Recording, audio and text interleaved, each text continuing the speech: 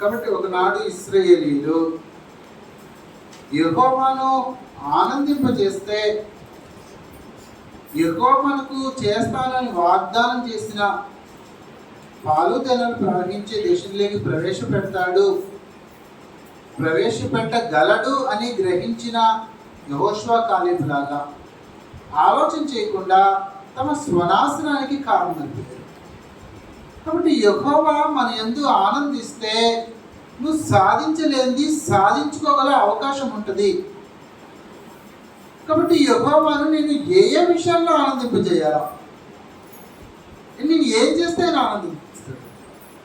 చాలా విషయాల్లో పరమ తండ్రి మనల్ని ఈ విషయంలో ఇలా ఉంటే నేను ఆనందిస్తాను గ్రంథంలో డైరెక్ట్గా మాట్లాడాడు, డైరెక్ట్గా ఉంటాయి. అలా కొన్ని సంగతుల్లో ప్రధానమైంది తెస్సలోనికీ రాసిన పత్రిక,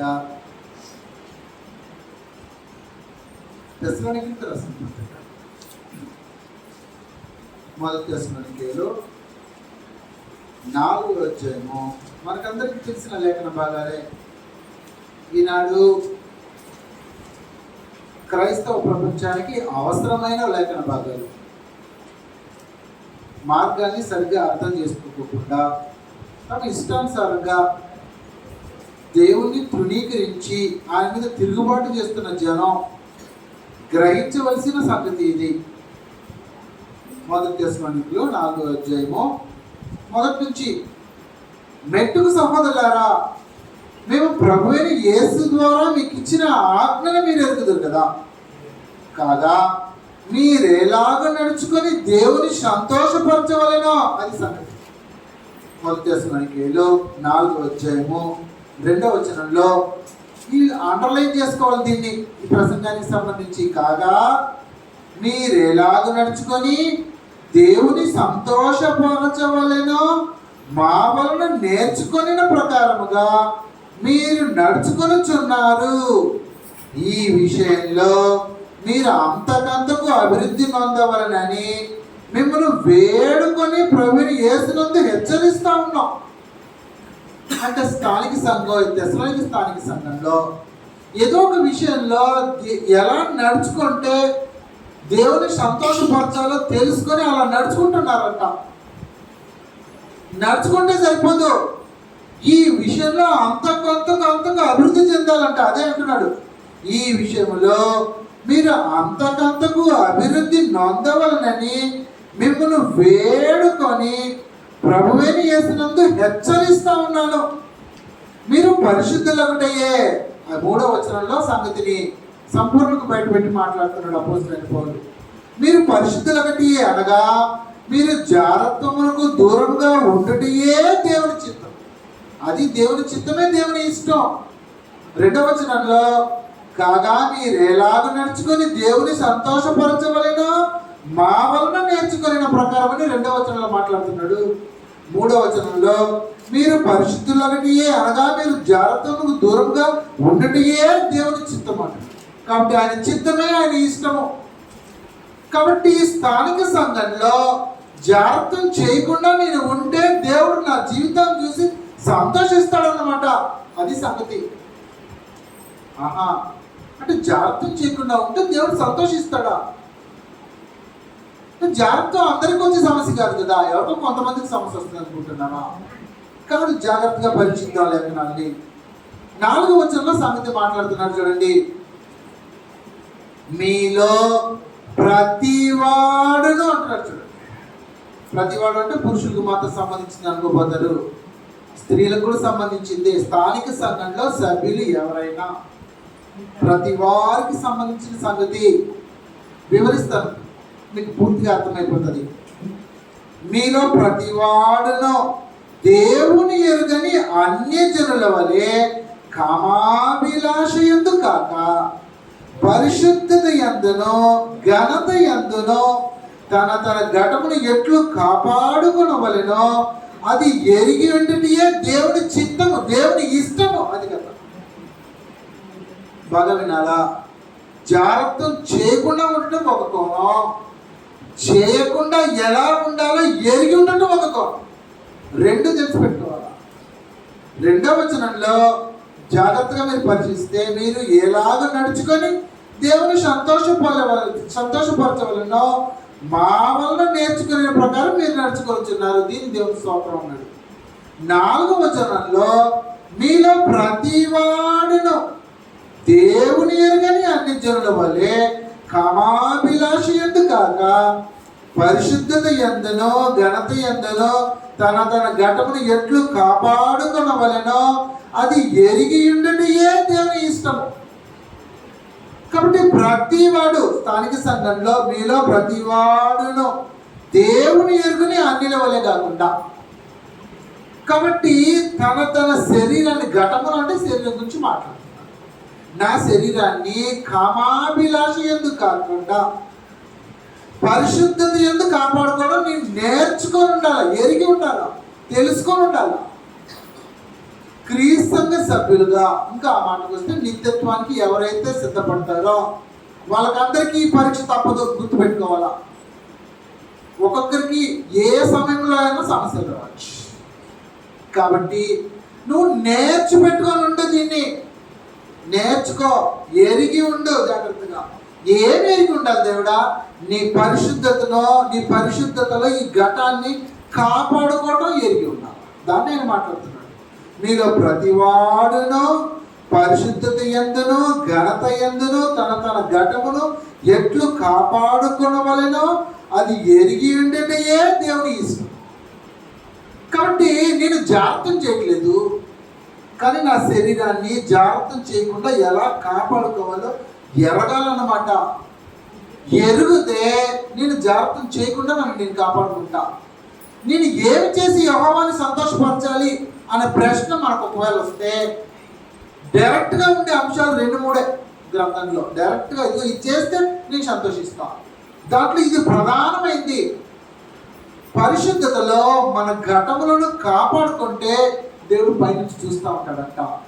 ఆయన సర్వాంతర్యామి, 24/7.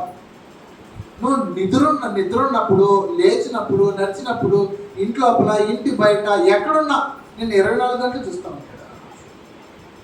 కాబట్టి నీ ఘటాన్ని నువ్వు ఎలా కాపాడుకుంటున్నావో పరీక్షిస్తుంటాడు పరమ తండ్రి. నువ్వు కాపాడుతూ ఉన్నావు అనుకో, పరిస్థితి వచ్చింది, శోధన వస్తుందని గ్రంథం మాట్లాడింది.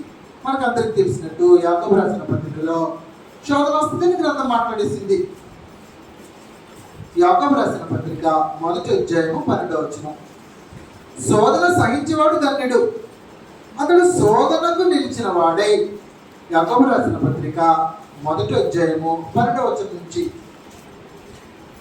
యాకోబు రాసిన పత్రిక 1వ అధ్యాయము 12వ వచనం నుంచి, శోధన సహించేవాడు ధన్యుడు, అతడు శోధనకు నిలిచిన వాడై ప్రభు తన్ను ప్రేమించే వారికి వాగ్దానం చేసిన జీవ కిరీటం పొందును. దేవుడు కీడి విషయమై శోధింపబడనేరడు. ఆయన ఎవరిని శోధింపడు కనుక, ఎవరైనా శోధింపబడినప్పుడు నేను దేవుని చేత శోధింపబడుచున్నాను అనకూడదు. ప్రతివాడును తన స్వకీయమైన దురాశ చేత ఈడవబడి మరలు కొల్పబడిన వాడే శోధింపబడ్డాడు. అంటే నీ హృదయంలో దురాశ ఉందనుకో, నువ్వు శోధింపబడే ఆస్కారాలు ఎక్కువ ఉంటాయి. అది సందేశం. ప్రతివాడు తన స్వకీయమైన దురాశ చేత ఈడవబడి మరలు కొల్పబడిన వాడే శోధింపబడును.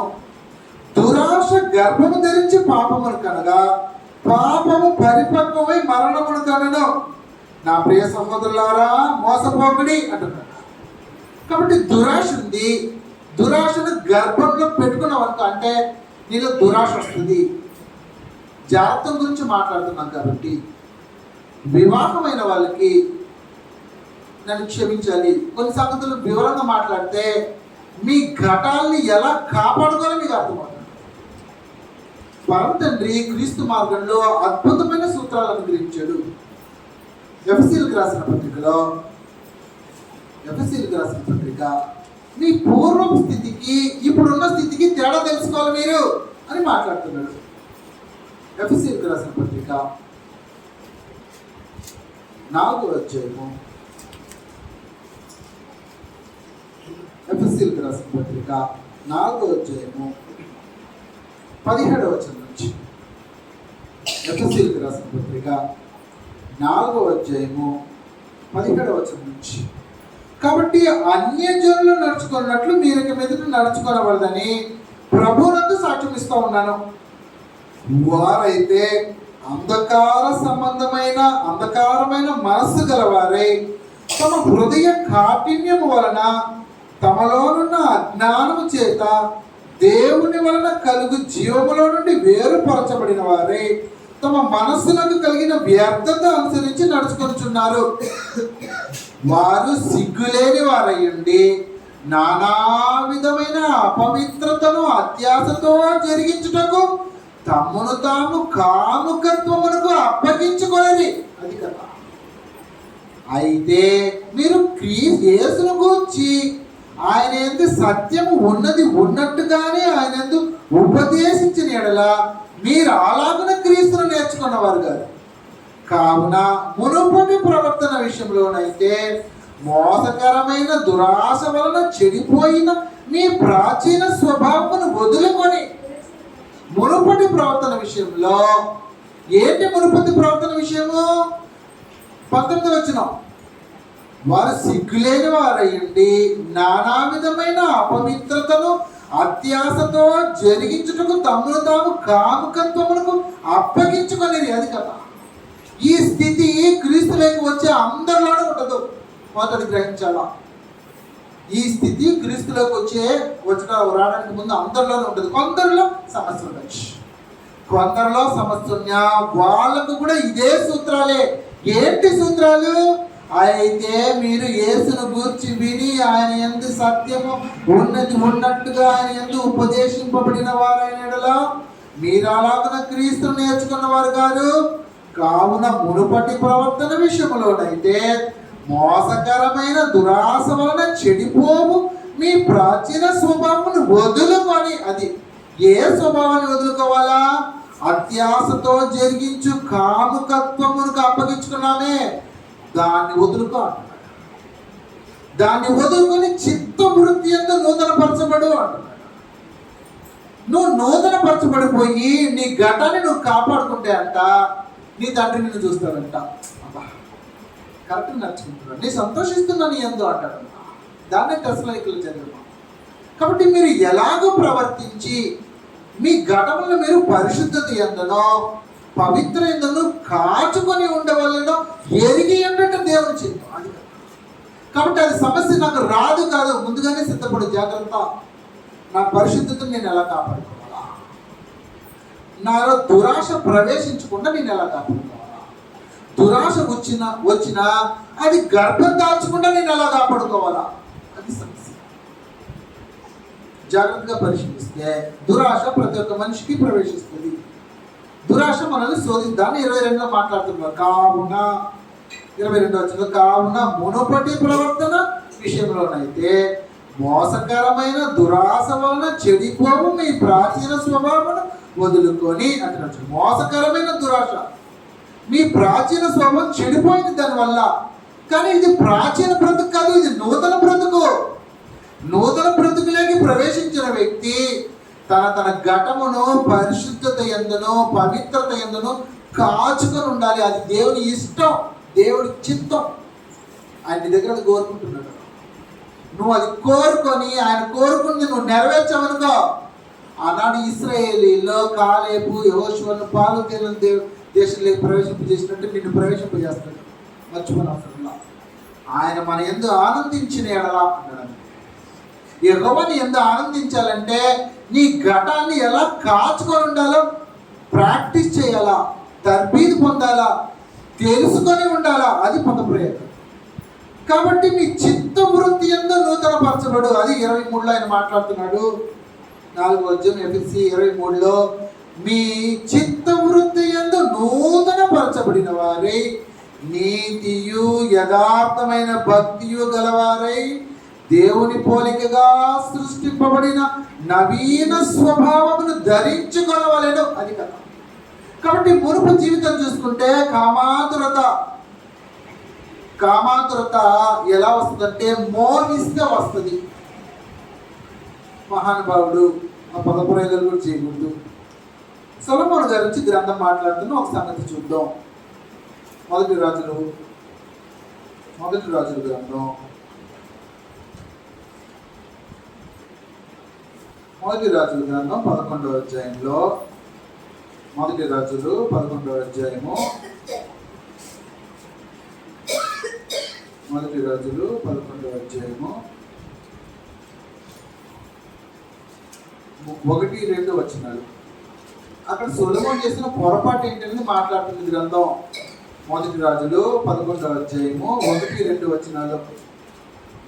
మోయాబీయులు, ఏదోమీయులు, అమోనీయులు, సీదోనీయులు, హిత్తీయులు అను జనులు మీ హృదయములు తమ దేవతల తట్టు త్రిప్పుదురు గనుక వారితో సహవాసం చేయకూడదనియు వారిని మీతో సహవాసం చేయనీయకూడదనియు యెహోవా ఇశ్రాయేలీయులకు సెలవిచ్చి ఉన్నాడు. అయితే సాక్షాత్తు దేశాన్ని పరిపాలిస్తున్న రాజే పొరపాటు చేశాడు. అయితే రాజైన సొలొమోను ఫరో కుమార్తెను గాక ఆ జనుల్లో ఇంకా అనేక మంది పరస్త్రీలను మోహించి కామాతురత గలవాడై వారిని ఉంచుకొని వచ్చారు. కాబట్టి మోహపు చూపు కామాతురత, మోహపు చూపు తర్వాత కామాతురత వస్తుంది. పాత నిబంధనలో పరమతండ్రి ఏరికోరి మనిషిని ప్రత్యేకపరచుకొని అతనితో దేవాలయాన్ని కట్టించుకుంటే అటువంటి మహానుభావుడు మోహించి కామాతురతతో దేవుడిని విభేదించి తృణీకరించి దూరం వెళ్ళిపోయిన చరిత్ర జరిగింది. పరమతండ్రి ఆలోచించాడు. అందుకే మనకు సూత్రాన్నే మార్చాడు. అందుకే మత్తయి రాసిన సువార్తలో అందుకే మోహపు చూపు కూడా రానివద్దు అన్నాడు. మత్తయి సువార్త 5వ అధ్యాయంలో మనకందరికీ తెలిసినట్టు 27వ వచనంలో మత్తయి సువార్త 5వ అధ్యాయము 7 నుంచి ఎవరైనా చదవండి అమ్మా. విచారం చేయవద్దని చెప్పబడిన వాడు మీరు ఉన్నారు కదా. నేను మీతో చెప్పింది ఏమనగా ఒక స్త్రీని మోహంతో చూసి ప్రతివాడును అప్పుడే తన హృదయంలో ఆమెతో విచారం చేసిన వాడు. మీ కుడికను మీరు అభ్యంతరపరిచిన ఎడలా పారవేయము, నరకంలో పడవేయబట్టకుండా ఎంత తీవ్రమైన ఇష్యూగా దీన్ని పరమతండ్రి చూపిస్తున్నాడంటే, ఒకవేళ దీంట్లో నువ్వు ఫెయిల్యూర్ అవుతావంటే అవసరం వస్తే నీ కన్నును ఊడబెరుక్కొని పడేసే స్థాయిలో సిద్ధపడు. నీకు అర్థమవుతుందో లేదో? ఒక చెయ్యి అడ్డొస్తే చెయ్యిని నరుక్కో అంటే నీ అవయవాల్ని నరుక్కుంటే డైరెక్ట్గా అవయవాలు నరుక్కోవడం కాదు, పాత పురుషుణ్ణి చంపు. అది కథ. పాత పురుషుణ్ణి చంపు అని వ్యభిచారము చేయవద్దని చెప్పబడిన మాట మీరు విన్నారు కదా. నేను మీతో చెప్పుదు ఒక స్త్రీని మోహపు చూపుతో చూసి ప్రతివాడు అప్పుడే తన హృదయంలో. కాబట్టి మోహ చూపు వస్తే కదా సొలొమోను గారిని చూశాడు పరమతండ్రి. అరే వీడు ఫస్ట్ మోహించాడు, ఆ తర్వాత కామాతురత గలవాడయ్యాడు, ఆ తర్వాత పాపం చేస్తాడు, జాగ్రత్తలు చేస్తాడు. కాబట్టి మోహపు చూపునే కట్ చేద్దాం, ఆ తర్వాత కామాతురత ఎక్కడ వస్తుందో నేను చూస్తా. కాబట్టి క్రీస్తు సంఘ సభ్యులు పాత నిబంధన ధర్మశాస్త్రం కంటే అపారమైన మేలుమైన స్థితిలో నిలబడవలసిన వాళ్ళు, సాక్షాత్తు ప్రభుతో కలిసి సింహాసనాన్ని పంచుకునే కృపను పొందిన వాళ్ళు. నీ స్థాయి ఎక్కడుందంటే అపోస్తులై క్షమించండి సొలొమోను అక్కడ ఉంటాయి, నీ స్థాయి ఇక్కడ. కాబట్టి మోహం చూపునే కట్ చేసుకొని నిలబడే స్థితి మంది. స్త్రీ అయినా పురుషుడైనా తేడా లేదు. క్రీస్తు సభ్యులకు సంబంధించింది. ఇద్దరిలోనూ పరిశుద్ధమైన జీవితాన్ని కోరుకుంటున్నాడు దేవుడు. నువ్వు అలా జీవిస్తే నేను చూస్తా, సంతోషిస్తా. నేను సంతోషిస్తే నా నిత్యత్వంలో ఇస్తానని ఇస్తా. ఆనాడు కాలేబుకి యెహోషువకి ఇచ్చినట్లు పాలు తెనలు దేశాన్ని ఇచ్చినట్టు నీకు ఇస్తా దేశాన్ని. ఎందుకంటే నేను నీ జీవితం అందు సంతోషిస్తున్నా. జాగ్రత్త నిమిత్తం కాదు దేహం, కామాతురత కోసం కాదు దేహం, పరిశుద్ధత యందు పవిత్రత యందు ఘటమును కాపాడుకోవడం కోసం. కాబట్టి నా కన్నును అభ్యంతరపరుస్తుంది మోహపు చూపు, దాన్నే కత్తిరించాలా. దాన్ని కత్తిరించేస్తే ఆ తర్వాత కామాతురత రాదు. కాబట్టి ఈ సత్యం గ్రహించని వాళ్ళు ఉన్నారు. వాళ్ళ గురించి మాట్లాడుతూ పేతురు రాసిన గ్రంథంలో పేతురు రాసిన పత్రికలో పేతురు గారు వివరిస్తూ, పరిశుద్ధాత్మ దేవుడు హెచ్చరిస్తూ, వీళ్ళు పేరుకే క్రీస్తు సభ్యులు కానీ వాళ్ళ పరిస్థితి ఇలా ఉంటది అని వివరిస్తుంది.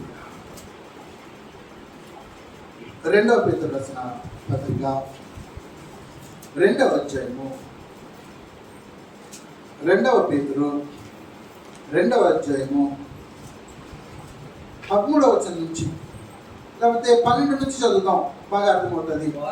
వారైతే పట్టబడి చంపబడుటకే స్వభావ సిద్ధముగా పుట్టిన వివేక శూన్యములకు మృగముల వలె ఉండి తెలియని విషయములను దూషించుచు ప్రతిఫలముగా హానిని అనుభవించుచు తామే నాశనం పొందుదురు. ఒకనాటి సుఖానుభవము సంతోషమని ఎంచుకొందురు. వారు కలంకులను నిందాస్పదులనై తమ ప్రేమ విందుల్లో మీతో కూడా అన్నపానములు పుచ్చుకొనుచు తమ భోగములు యందు సుఖించుదు. వ్యభిచారిని చూచి ఆశించుచు పాపము మానలేని కన్నులు గలవారును అస్థిరులైన వారి మనస్సులను మరలు కొల్పుచు లోపత్వమందు సాధకము చేయబడిన హృదయము గలవారును శాపగ్రస్తులై ఉండి తిన్నని మార్గము విడిచి బెయూరు కుమారుడైన బిలాము పోయిన మార్గమున తప్పు త్రోవను తప్పిపోయి. కాబట్టి వ్యభిచారిని చూచి ఆశించుచు పాపము మానలేని కన్నులు. క్రీస్తు సభ్యుడా అబద్ధ బోధకుడి గురించి మాట్లాడుతున్నారు. కాబట్టి నీ యొక్క కన్నును మోహపు చూపు చూడకుండా నువ్వు నిగ్రహించుకోలేవు అనుకో, నీకు బ్రతుకు లేదు. దేవుడు చెప్పిన బ్రతుకు నీకే నిత్యత్వం లేదు, నువ్వు ఇంకేం బోధిస్తావు? అది సంగతి. కాబట్టి నీ కన్నును నువ్వు అంచుకోలేకపోతున్నావు, నీ కన్నును దాని ఇష్టానుసారం విడిచిపెట్టావు. తమ ఇష్టానుసారంగా వాళ్ళని విడిచిపెట్టిన వాళ్ళని పరమ తండ్రి హెచ్చరిస్తున్నాడు. ఎహెజ్కేలు గ్రంథం 24వ అధ్యాయంలో ఎహెజ్కేలు గ్రంథం 24వ అధ్యాయము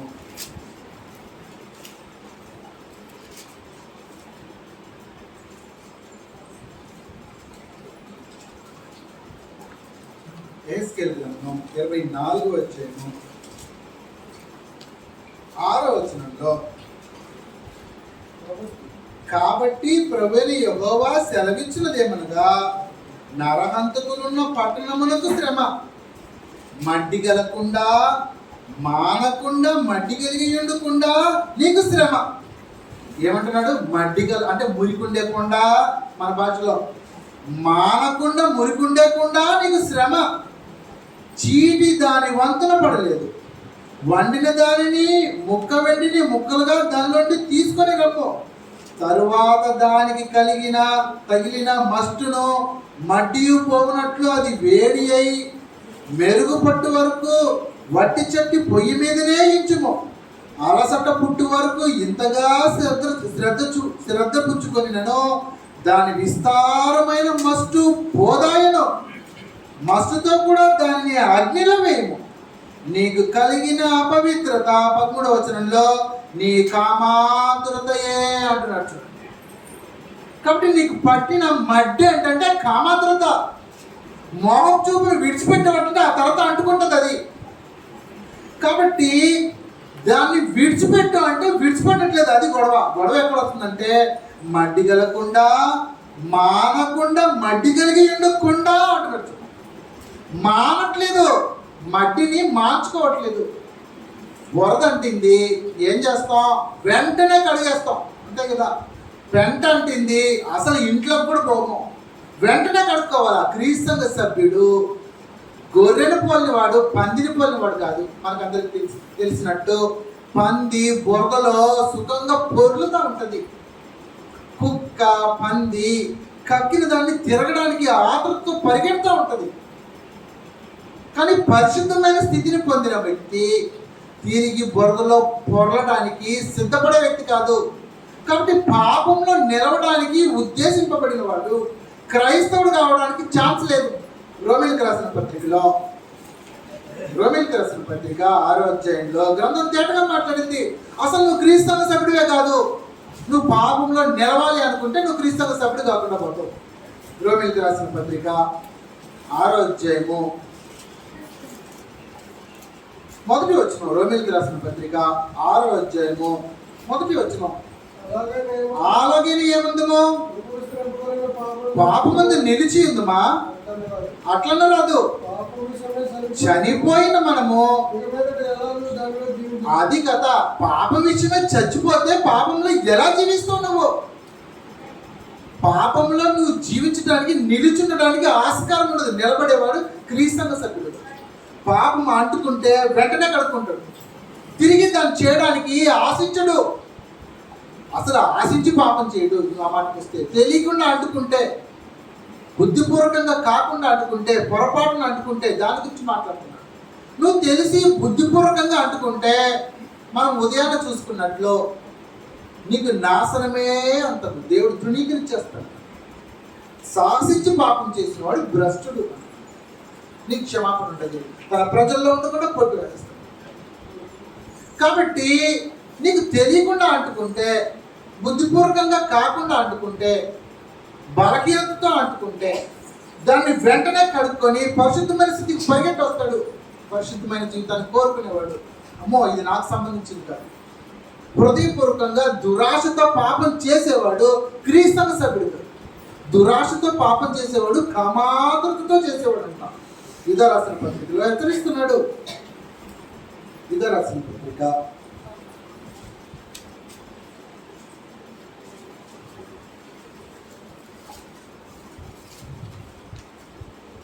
3వ వచనం 4వ వచనం. 4వ వచనం మనకు అర్థం తెలిసినట్లు ఏలయనగా యూదా రాసిన పత్రిక 4వ వచనం.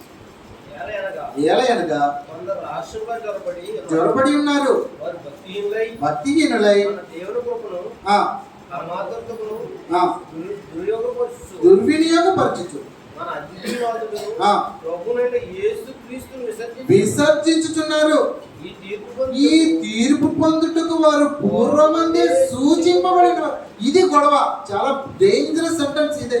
ఏం తెలుసా ఆఖరి సెంటెన్స్? ఈ తీర్పు పొందుటకు వారు పూర్వమందే సూచింపబడిన వారు అనే సెంటెన్స్ చాలా డేంజరస్ సెంటెన్స్. అంటే మనం హెచ్చరించినప్పుడు మార్చుకోలేదు అనుకో. ఈ తీర్పు పొందుటకు వారు పూర్వమందే సూచింపబడిన వారిని లిస్ట్లోకి వెళ్ళిపోతారేమో. జాగ్రత్తగా ఉండాలా. భయం కలగాల. అమ్మో మార్చుకోకపోతే ఆ స్థితికి వెళ్ళిపోతామేమో. ఆ స్థితికి వెళ్ళిపోతే పరమ తండ్రి తృణీకరించేస్తాడు మనల్ని. కాబట్టి పరిశుద్ధమైన జీవితాన్ని కోరుకునేవాడు, క్రీస్తునందున్న ఉపదేశాన్ని ఉన్నది ఉన్నట్టు వినినవాడు, ఉన్నది ఉన్నట్టు నేర్చుకున్నవాడు పాపపు స్థితిలో నిలబడడానికి ఏమాత్రం గొప్ప దాన్ని తృణీకరించి బయటకు వస్తాడు. కాబట్టి మన ఘటాల్ని పరిశుద్ధత ఎందునో పవిత్రత ఎందునో కాల్చుకోవాలంటే మొదట మోహపు చూపును కత్తిరించాడు పరమతండ్రి. నూతన నిబంధన సూత్రాల్లో మోహపు చూపు జాగ్రత్తమే అనేసి. కాబట్టి మోహపు చూపే నేను కత్తరించేసేసుకుంటే ఇంకెక్కడ నేను జాగ్రత్త కామాతురతకి వెళ్ళడానికి ఆస్కారం ఉండదు. కాబట్టి పరమ తండ్రి శరీరంలో చాలామంది క్రీస్తవ సభ్యులు మేధావులు అనుకునే వాళ్ళు మాట్లాడే కొన్ని మాటలు ఉన్నాయి. ఏమండి, శరీరానికి నిద్ర ఆహారము ఎలా అవసరమో అలా అవసరం అండి, అలా అవసరం కాబట్టి తెలియకుండా పొరపాటు చేస్తుంటారు మనుషులు అని మాట్లాడతాడు. పొరపాటు సందేశం అది దేవుని సందేశం కాదు. దేవుడు ఆ నియమాన్ని పెట్టలేదు మార్గంలో. దేవుడు పెట్టే నియమం ఏంటంటే ఎఫెసీయులకు రాసిన పత్రికలో దేవుడు అద్భుతమైన నియమాన్ని ఇచ్చాడు. 5వ అధ్యాయంలో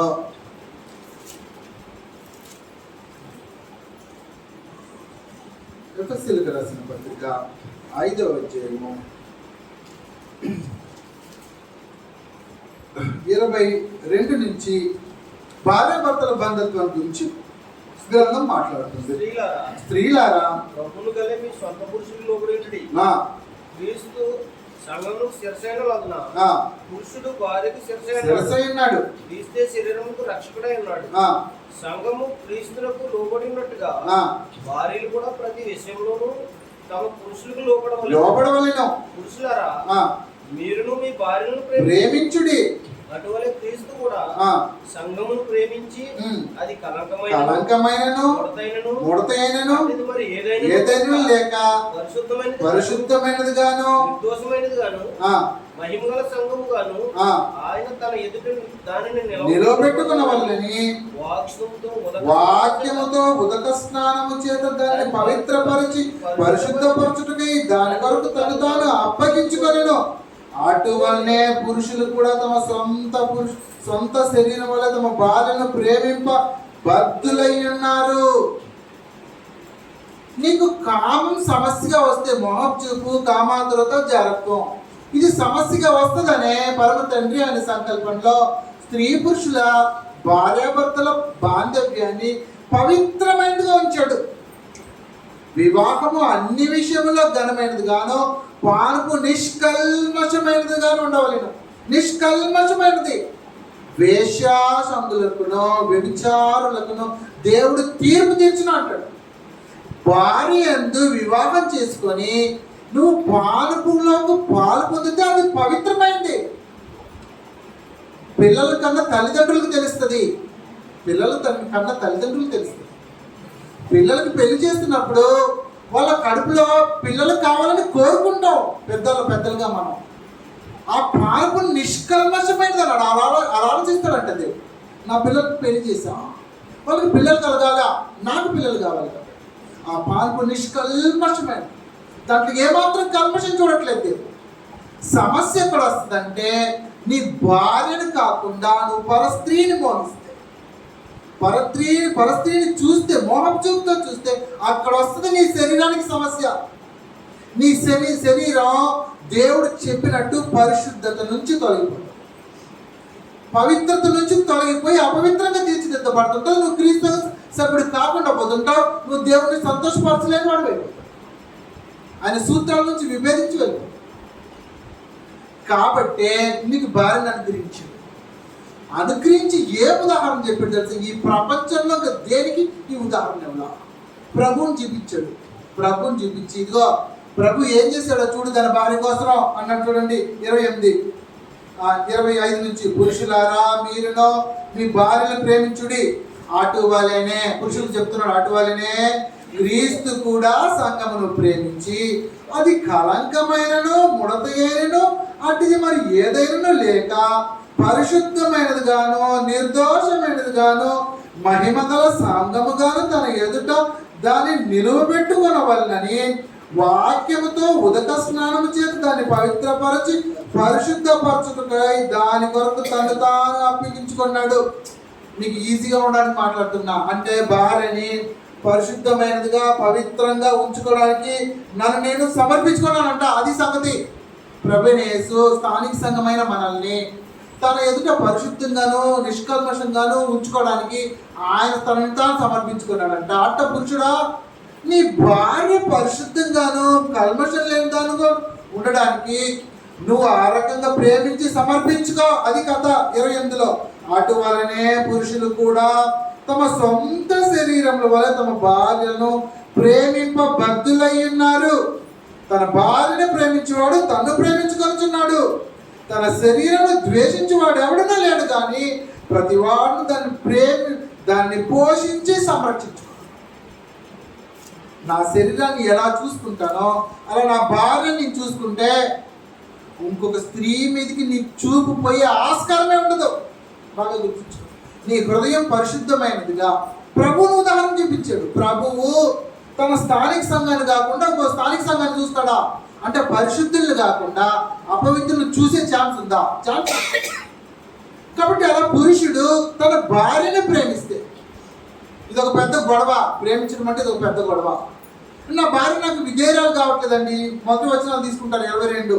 శ్రీరారా ప్రభువును కోలే మీ సొంత పురుషులకి లోబడి దీన్ని తీసుకుంటారు కొంతమంది.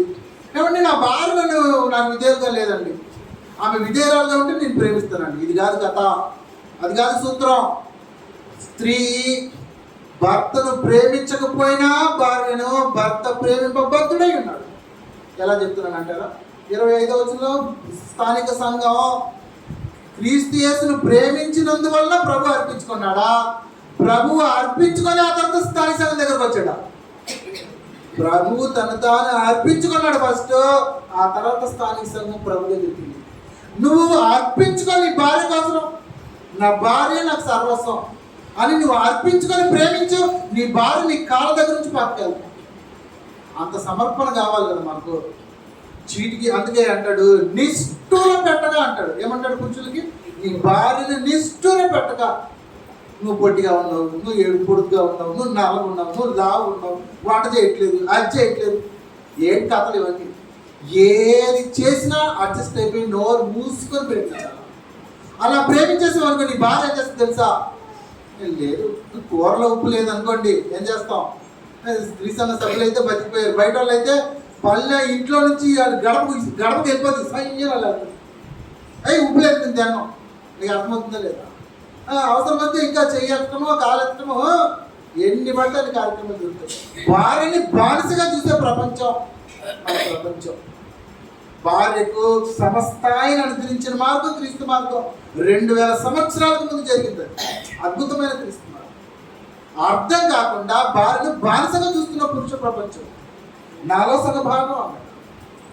కాబట్టి నా శరీరాన్ని నేను ఎలా పోషించుకొని సంరక్షించుకుంటున్నానో అలా నా భార్యను ప్రేమించి పోషించి సంరక్షిస్తే, తను నేను ప్రేమిస్తే, పిల్లల విషయంలో అది మనకు ఈజీగా ఉంటుంది. పిల్లల విషయంలో అర్థం చేసుకోవచ్చు. కూతురు పుట్టింది అనుకోండి, అబ్బా నేను రాజును అన్న ఫీలింగ్ వస్తుంది.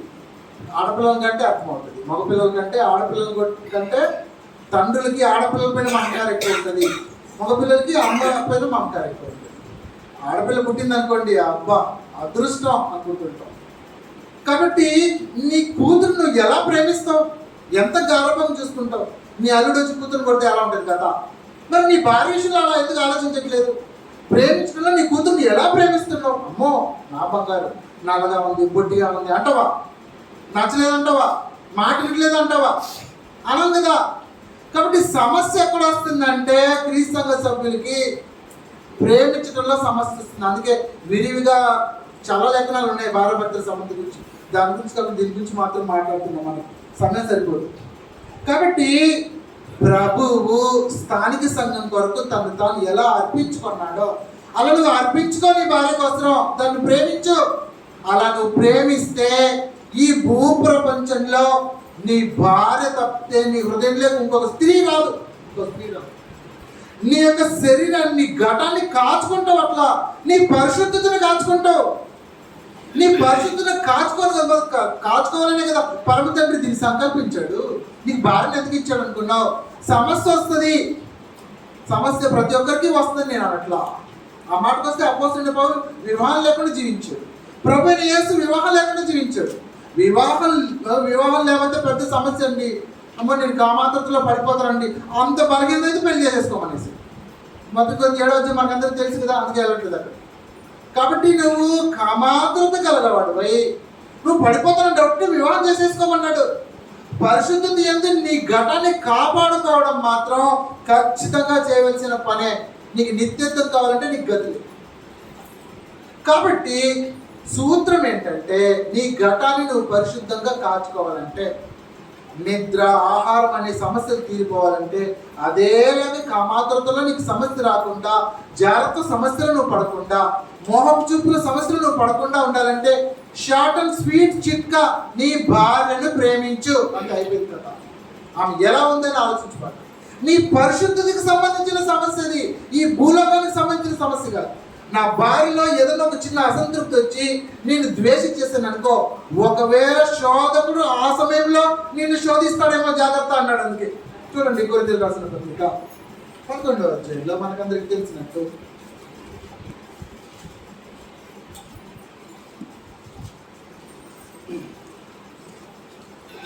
క్షమించండి 7వ అధ్యాయం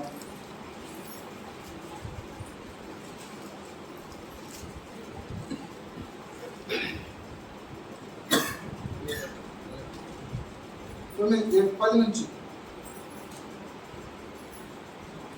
లేకపోతే 4వ వచ్చిన మాత్రం చదివేసాను సార్, టైం అయిపోతాను. 4 నుంచి. భర్తకే కానీ భార్యకి తన దేవునిపై అధికారం లేదు, అలాగనే భార్యకే కానీ భర్తకు తన దేవుని మీద అధికారం లేదు. ప్రార్థన చేయడానికి మీకు అవకాశం కలుగునట్లు కొంతకాలం పాటు ఉభయుల సంబంధ చొప్పునే తప్ప ఒకరినొకరు ఎడబాయకుడి. మీరు మనసు నిలపలేకపోయినప్పుడు సాతాను మిమ్మల్ని శోధించుకున్నట్లు తిరిగి కలుసుకున్నది. కాబట్టి నీకు శోధన వచ్చే ప్రమాదం ఉంది ఈ విషయంలో. కాబట్టి నీ భార్య నీతోనే ఉండాలి అనేది దేవుడు పెట్టింది ఏర్పడ్డాడు. శోధకుడు వచ్చి నిన్ను శోధించే సమస్య వస్తుందా? జాగ్రత్తగా ఉండు, పరీక్షించి నీ చూపును కామాతురం తట్టుకు మొహపు చూపు తర్వాత కామాతురం తర్వాత జప. ఇది జరిగిందంటే నీ పరిశుద్ధమైన జీవితం పోయినట్టే. నువ్వు దేవుని సముఖంలో ఆయన ఏ విషయంలో సంతోషపడాలని ఎదురు చూస్తున్నాడో దాంట్లో మిస్ అయిపోయినట్టే. దాంట్లో నువ్వు మిస్ అవ్వకూడదనే కోరుకుంటున్నాడు. తిరిగి తెస్సలోనికి వెళ్ళుకో. మళ్ళీ ఒకసారి జ్ఞాపకం చేసుకుందాం లేఖనాలని. తెస్సలోనికి రాసిన పత్రిక 4వ అధ్యాయం మొదటి నుంచి మళ్ళీ.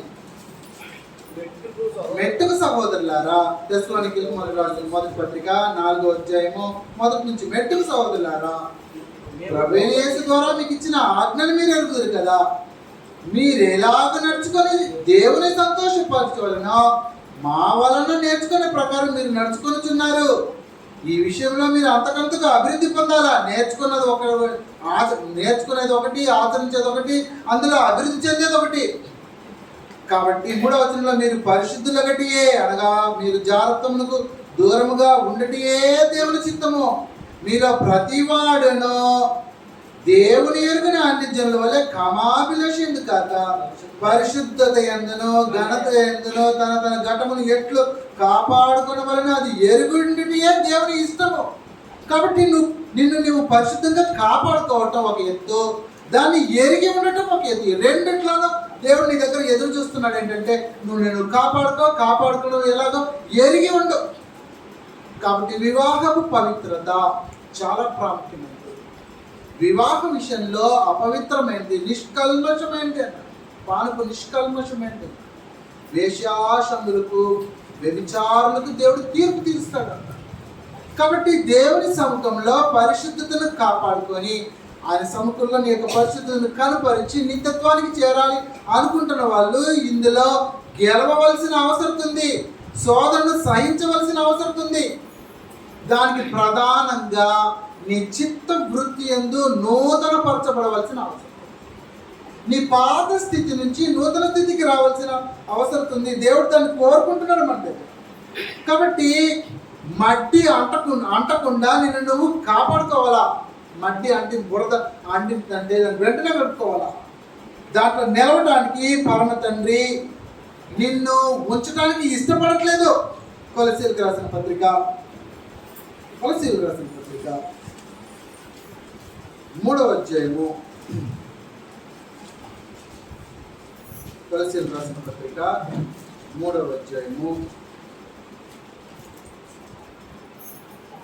5-6 వచనం. కొలసీలకు రాసిన పత్రిక 3వ అధ్యాయము 5-6 వచనం. అవునా భూమి మీద ఉన్న మీ అవయవములను అనగా అపవిత్రతను, కామాతురతను, దురాశను, విగ్రహారాధన ధనాపేక్షను చంపివేయుడి. వాటి వలన దేవుని ఉగ్రత అవిధేయుల మీదకి వచ్చును. కాబట్టి వీటిలో నువ్వు అవిధేయుడైనవంటే నీ మీదకి ఉగ్రత వస్తుంది. ఎలా సంతోషిస్తాడు? సంతోషించే పని ఉండదు. ఒకనాడు ఇశ్రాయేలీల్లో అవిధేయులైన వారి మీదకి ఉగ్రత ఎలా దిగిందో 3 రకాలుగా దిగింది. సాక్షాత్తు దివిటీలు పట్టుకున్న వాళ్ళు, ధూపస్తంభాలు పెట్టుకుని నిలబడిన 200 మంది మీద ఆకాశం నుంచి అగ్గి దిగింది. కోరకు, అభినాదు వాళ్ళ కుటుంబ సభ్యులను భూమి చీల్చి భూమి మింగివేసింది. ఇశ్రాయేలీయులు తిరుగుబాటు చేస్తే తెగులు పుట్టింది. 3 రకాలుగా దేవుని యొక్క ఉగ్రత అలా దిగింది ఇశ్రాయేలు మీద. ఎటువంటి ఉగ్రత నీ మీద దిగుతుందో నీ యొక్క పరిశుద్ధతను నువ్వు పోగొట్టుకుంటావు. కాబట్టి ఏమంటున్నాడంటే, కావున భూమి మీద ఉన్న మీ అవయములను అనగా జారత్వమును, అపవిత్రతను, కామాతురతను, దురాశను, విగ్రహారాధన, ధనాపేక్షను చంపివేయుడి. చంపు దాన్ని, ఆ అవయవాల్ని చంపు అంటారు. నీ కళ్ళను చంపు, నీ చేతిని చంపు, నీ ఆలోచన చంపు. హృదయాన్ని శుద్ధి చేసుకో. హృదయ శుద్ధి లేకపోతే ఇందులో ప్రతిఫలాన్ని సాధించడం శూన్యమైపోతుంది. గుర్తించుకోవాలి జాగ్రత్తగా. హృదయ శుద్ధి పరమ తండ్రి మన దగ్గర కోరుకుంటున్న విషయం. అందుకే మత్తయి రాసిన సువార్త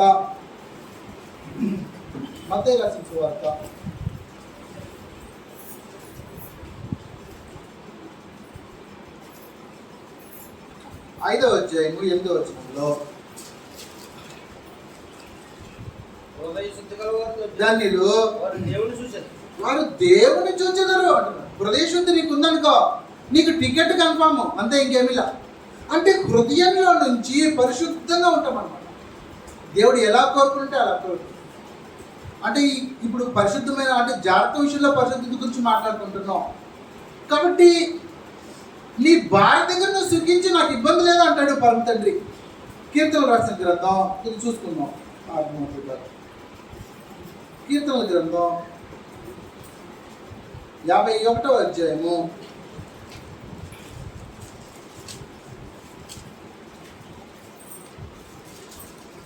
51వ అధ్యాయము 6వ వచనం. నీవు అంతరంగంలో సత్యము కోరుచున్నావు, ఆంతర్యమున నాకు జ్ఞానము తెలియజేయుదువు. నేను పవిత్రుడైనట్లు విశ్వపుతో నా పాపమును పరిహరింపుము. సింహము కంటేను నేను తెల్లగా ఉన్నట్లు నీవు నన్ను కడుగుము. యమము కంటే నీవు తెల్లగా ఉన్నట్లు నీవు నన్ను కడుగుము. చాలా సంతోషములు నాకు వినిపింపుము. అప్పుడు నీవు తుడిసిన ఎముకలు హర్షించు. నా పాపములకు విముఖుడు పొమ్ము. నా దోషములన్నిటినీ తుడిచివేయము. శుద్ధ హృదయము కలిగి చేయము. అంతరంగములో స్థిరమైన మనసును నూతనముగా పుట్టింపుము. చాలు. దేవా, నా యందు శుద్ధ హృదయము కలిగి చేయము. హృదయం శుద్ధి కావాలా? హృదయం శుద్ధి అయిపోతే ఈ సమస్యలు తగ్గిపోతాయి. కాబట్టి పరమ తండ్రి సముఖంలో నాకు హృదయ శుద్ధి కలగాలి అని పరమ తండ్రి సముఖంలో మొరపెట్టాలా. గడిచిన జీవితం ఎలాంటి జీవితంలో ఒక్కొక్కరిది ఒక్కొక్కలాగా ఉంటుంది. పూర్వ పాపాలకి క్షమాపణ కలిగేటప్పుడు పరమ తండ్రి నాకు సహాయం. అందుకే ప్రభు ఉదయం చెప్పాను మీకు, ప్రభు యొక్క కాడిని ఎత్తుకుంటే ఆయన చూసుకుంటాడు. ఇశ్రాయేలీలో కనాను దేశంలోకి వెళ్ళి నెఫీలను చూసి వణికిపోయారమ్మో, అంత ఎడుతున్నారు. వాళ్ళెక్క నేను మెడతలో ఉన్న వాళ్ళెక్క నేను గెలిచేది. అవసరం వద్దు, భయం వద్దు. నీకు నీ సమస్యలు, నీ శరీరంలో ఉండే సమస్యలు చూసి భయం అవసరం లేదు. పరమ తండ్రి దగ్గరకు వచ్చేసి ప్రభు యొక్క కాడిని నువ్వు మోసావంటే గుర్తించుకో, నీకు హృదయ శుద్ధి కలిగిపోద్ది. అది ప్రభు చూసుకుంటాడు. పరిశుద్ధాత్మ దేవుని అనుగ్రహిస్తాడు అన్నాడు తీతుకు రాసిన పత్రికలో. తీతుకు రాసిన పత్రిక మనకు అందరికి తెలిసినట్టు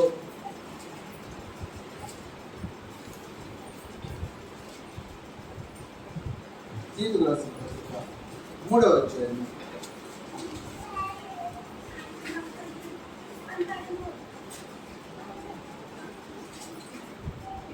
5వ వచనం నుంచి.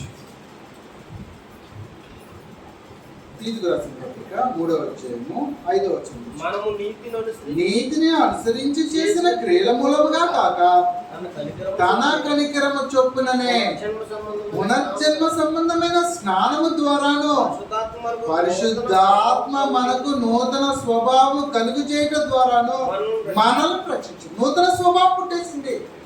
నీలో నూతన స్వభావం పుట్టేస్తే ఇంకెక్కడి నుంచి సమస్య వస్తుందో నాకు అర్థం కావట్లేదు. నువ్వు క్రీస్తులోకి వచ్చిన తర్వాత నూతన స్వభావంతో పుట్టిన వాడివి, పాప విషయంలో చనిపోయిన వాడివి. నేను ఇక బిడ్డ పాపం చేయను అని తీర్మానించుకొని క్రీస్తు రాజ్యంలో ప్రవేశించిన వ్యక్తివి. ప్రవేశించేటప్పుడు సమస్యలు, క్రీస్తునందు బోధింపబడిన ఉపదేశం ఉన్నది ఉన్నట్టుగా లేకపోతే కొంతమందికి సమస్యలు వస్తాయి.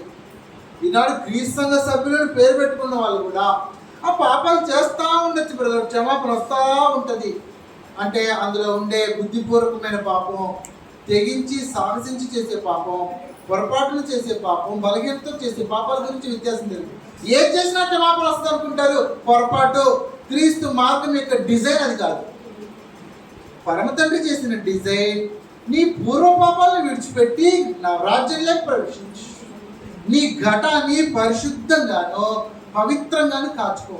నువ్వు అలా కాచుకుంటా ఉంటే నేను నిన్ను చూస్తా, అప్పుడు నీ యందు నేను ఆనందిస్తా. అలా నేను ఆనందిస్తే నీకు నిత్యత్వం అన్నాడు. అది కదా. కాబట్టి దేవుని యొక్క సముఖంలో నువ్వు పరిశుద్ధతను నువ్వు కాపాడుకోవాలంటే, నీ యొక్క పవిత్రతను కాచుకొని ఉండాలంటే, ప్రత్యేకపరిచి జాగ్రత్త విషయంలో నువ్వు కాచుకోవాలంటే నీకు ఒకటే గతి ఏంటంటే, నీవు నీ భార్యను ప్రేమించు అంతే. నీ భార్యను ప్రేమిస్తే నీకు ఆ సమస్య తొలగిపోతుంది అంతే. మీరిద్దరు అన్యోన్య దాంపత్యం చేస్తూ ఉంటారు. పరమ తండ్రి దాన్ని సంతోషిస్తుంటాడు, మీకు క్షమాపణ కలిగిస్తుంటాడు, మీ కుటుంబాన్ని దీవిస్తూ ఉంటాడు, మీ కుటుంబం అనేకులకు మాదిరికరంగా తీర్చిదిద్దబడతా ఉంటుంది. అటువంటి జీవితాలు కొనసాగించడానికి వివాహం యొక్క బాంధవ్యాన్ని ఉంచాడు. జాగ్రత్త సమస్యల్లో పడుకోకుండా భార్యాభర్తలు ఇద్దరు కుమారులే దేవుని దృష్టిలో. కుమారత్వంలో స్త్రీ పురుషుల్లో తేడా లేదు, మీకు దాంట్లో డౌట్ లేదు కదా. ఎఫెసీయులకు రాసిన పత్రికలో కుమారత్వంలో తేడా ఉండదు, మిగిలిన దానిలో తేడా ఉండదు.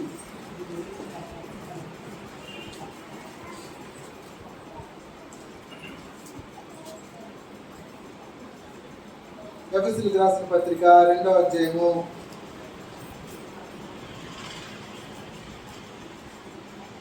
17వ వచనం నుంచి.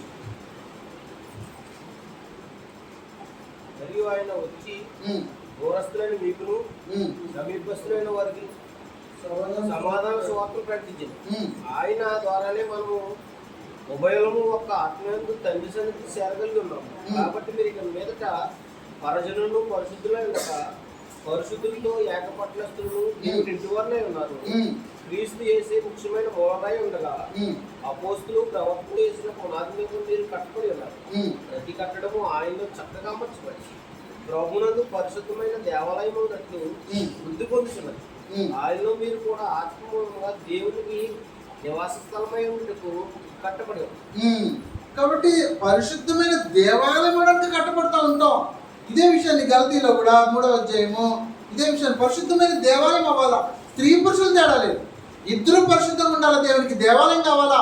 క్రీస్తుగా సభ్యుడైతే పురుషుడు స్త్రీ అని కాదు, స్త్రీ అయినా దేవాలయం కావాల్సిందే, పురుషుడైనా దేవాలయం కావాల్సిందే. గలతీయులకు రాసిన పత్రిక 3వ అధ్యాయంలో